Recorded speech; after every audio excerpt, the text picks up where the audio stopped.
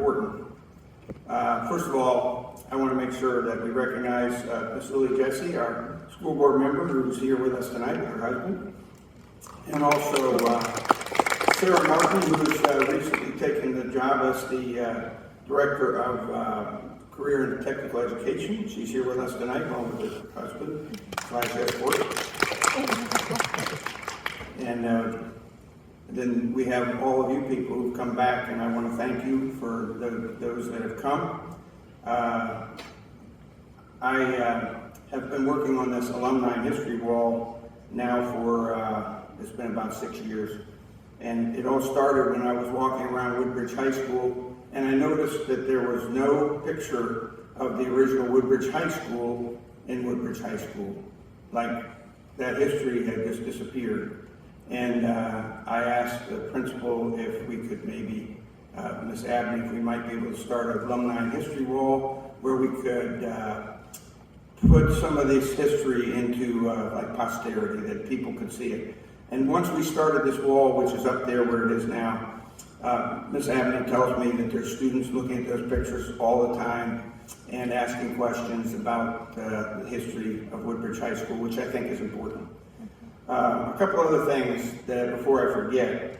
I asked for testimonials from cadets, former cadets, current cadets, about the program. Because those are the words that tell more about the program than anything, and those are the people that are living it. And I wish I had gotten more, but the ones I got were great. And on a table upstairs, if you haven't looked at it, I would ask you to spend a couple minutes walking around and reading the testimonies. The table on the left has some excerpts from some of the longer ones on the right. I just picked out some really tasty things that people were saying about the program that made you understand why we have the program. And then there's some longer ones which give a lot of credit to the instructors and to the program itself for where they are in their life. And that brings me to when this program, I remember Tom Gall was the principal, and he wanted to get ROTC in this school.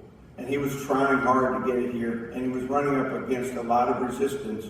And the resistance was, as Colonel Matthews had stated, that they were worried about it becoming a recruiting tool for the military, and that's not what our public schools are really used for. It shouldn't be used for something like that. And so there was a lot of people who was indicated, I think, by Colonel Matthews, they didn't really understand what the mission was.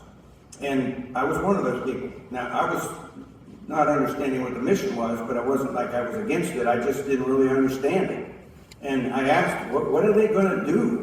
Well, I was an assistant principal then, and they came in the summertime.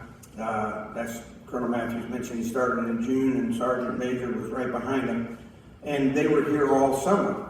So I got a chance to meet them and find out about them. First of all, I knew that they were wonderful people that were going to do an outstanding job with whatever they did, whatever that was. I still didn't understand. And then when the students came, it didn't take me long to understand, because I went down to the classroom. I went to see what they were doing. My office was right down next to where their classrooms were, so I was able to spend a lot of time checking out what they were doing down there. And I quickly found out, you know what they were doing?